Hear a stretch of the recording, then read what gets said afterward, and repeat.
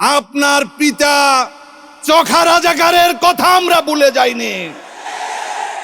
একজন যুদ্ধাপরাধী এবং পাকিস্তানের পক্ষে অবস্থানকারী সন্তান হিসেবে আজকে আপনি মুক্তিযুদ্ধ নিয়ে নতুন নতুন যুদ্ধ অপরাধী তৈরি করার চেষ্টা করছেন।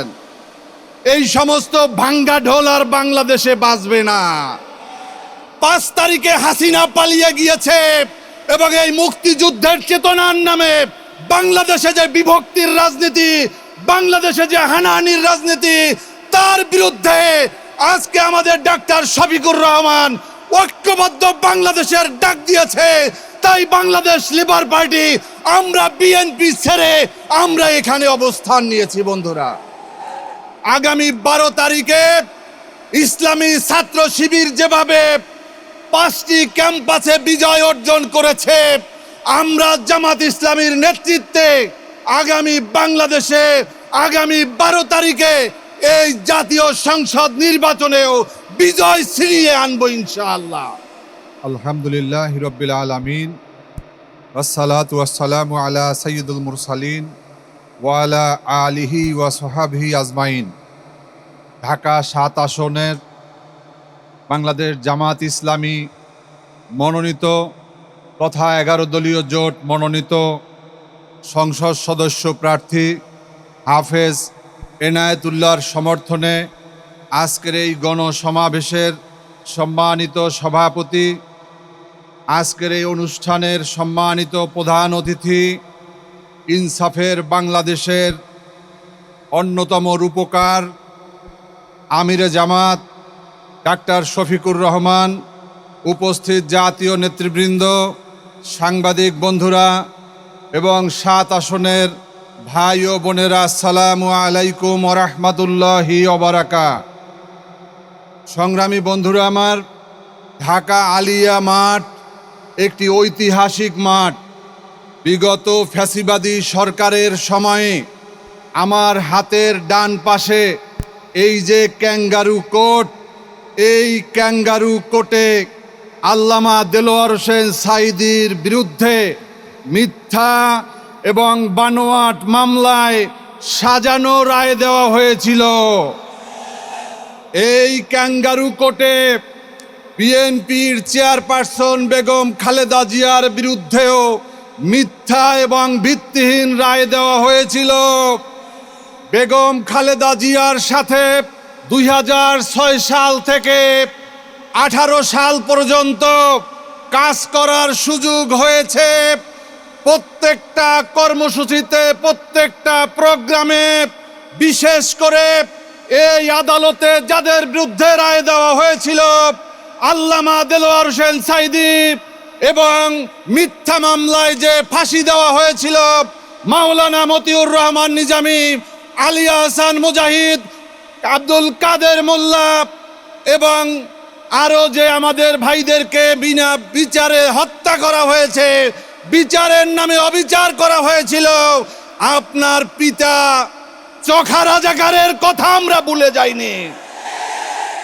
একজন যুদ্ধাপরাধী এবং পাকিস্তানের পক্ষে অবস্থানকারী সন্তান হিসেবে আজকে আপনি মুক্তিযুদ্ধ নিয়ে নতুন নতুন যুদ্ধ অপরাধী তৈরি করার চেষ্টা করছেন। এই সমস্ত ভাঙ্গা ঢোল আর বাংলাদেশে বাজবে না। 5 তারিখে হাসিনা পালিয়ে গিয়েছে এবং এই মুক্তিযুদ্ধের চেতনার নামে বাংলাদেশে যে বিভক্তির রাজনীতি, বাংলাদেশে যে হানাহানির রাজনীতি, তার বিরুদ্ধে আজকে আমাদের ডাক্তার শফিকুর রহমান ঐক্যবদ্ধ বাংলাদেশের ডাক দিয়েছে।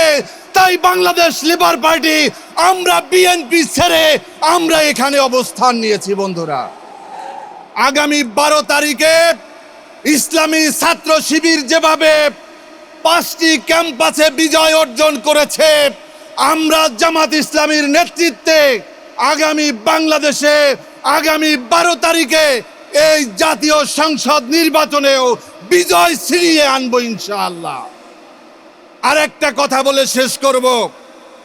আব্দুল্লাহপুর থেকে শুরু করে সদরঘাট পর্যন্ত বিগত আওয়ামী লীগের সময়ে আওয়ামী লীগ, যুবলীগ, ছাত্রলীগ, স্বেচ্ছাসেবক লীগ, শ্রমিক লীগের যে অফিসগুলো ছিল, আপনারা সবাই জানেন কোন কোন জায়গায় অফিস ছিল। এই অফিসগুলো এখনো আছে, কিন্তু নাম নাই, নাম চেঞ্জ হয়ে গিয়েছে, লীগের জায়গায় দল হয়েছে।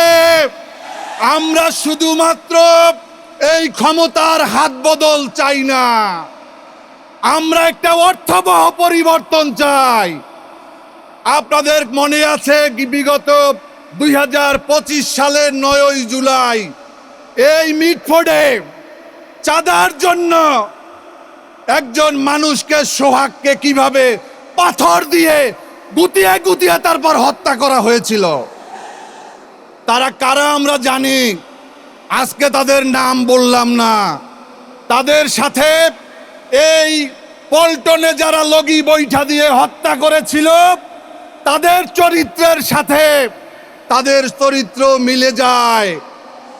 বিগত 5 তারিখের পরে বিগত 17 বছরের ফ্যাসিবাদের বিরুদ্ধে, দুঃশাসনের বিরুদ্ধে, গুম খুন আইনাগরের বিরুদ্ধে যেই শক্তিটি আন্দোলন সংগ্রাম করেছে, যেই শক্তিটি 17 বছর এলাকাতে থাকতে পারে নাই, ঘুমাতে পারে নাই মামলার কারণে, আজকে তারা প্রত্যেকটা এলাকাতে, প্রত্যেকটা অঞ্চলে আতঙ্ক হিসাবে তারা আবির্ভূত হয়েছে। বন্ধুরা, এরা যদি ক্ষমতায় যায়, ক্ষমতায় যাওয়ার আগেই তাদের এই অবস্থা, তারা ক্ষমতা পেলে কি করবে আপনারা সিদ্ধান্ত নেবেন।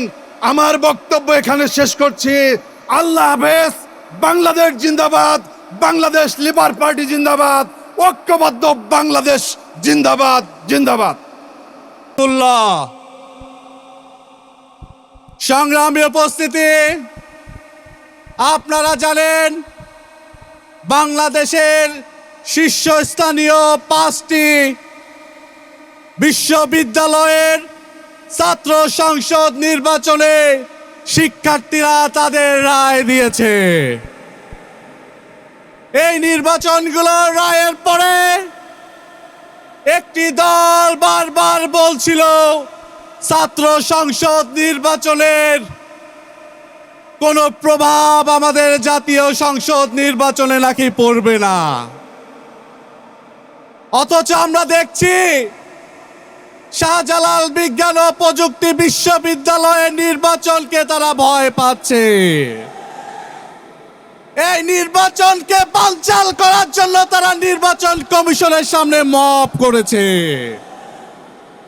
আমরা প্রশ্ন করতে চাই, তাদের কিসের এত ভয়? এত ভয় কিসের? ছাত্র সংসদ নির্বাচনের রেজাল্ট যদি জাতীয় সংসদ নির্বাচনে কোনো প্রভাব না ফেলে, আপনারা এত ভয় পান কিসে?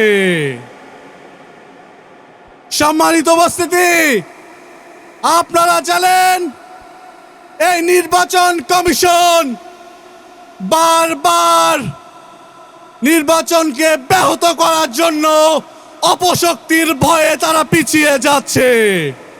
আমরা হুঁশিয়ারি উচ্চারণ করতে চাই, জুলাই গণঅভ্যুত্থানের পরে এই নতুন বাংলাদেশে কোনো অপশক্তি এই ভোটাধিকার প্রয়োগ থেকে আমাদের 17 কোটি মানুষকে পিছিয়ে ফেলতে পারবে না। আমরা বিশ্বাস করি আগামী 12 ফেব্রুয়ারি জাতীয় সংসদ নির্বাচনে আমরা ভূমিধস বিজয় অর্জন করতে দেখব। ঢাকা 7 আসনে হাফেজ হাজী এনায়েতুল্লাহবাসী আপনাদের পুরান ঢাকাবাসীর সমর্থনে অলরেডি বিজয় হয়ে গেছেন বলে আমি বিশ্বাস করি। শুধুমাত্র 12 তারিখের অপেক্ষা। 12 তারিখ সন্ধ্যায় আমরা বিজয় মিছিল দিয়ে হাফেজ হাজী এনায়েতুল্লাহর বিজয় উদযাপন করব ইনশাআল্লাহ। এই ব্যবসায়ী নেতা হাফেজ হাজী এনায়েতুল্লাহ পুরান ঢাকাবাসীর ব্যবসায়ী সমাজকে গুন্ডা মুক্ত, চাঁদাবাজ মুক্ত একটি আদর্শ মডেল পুরান ঢাকা গঠনে আপনাদের সাথে নিয়ে এগিয়ে যাবেন ইনশাআল্লাহ।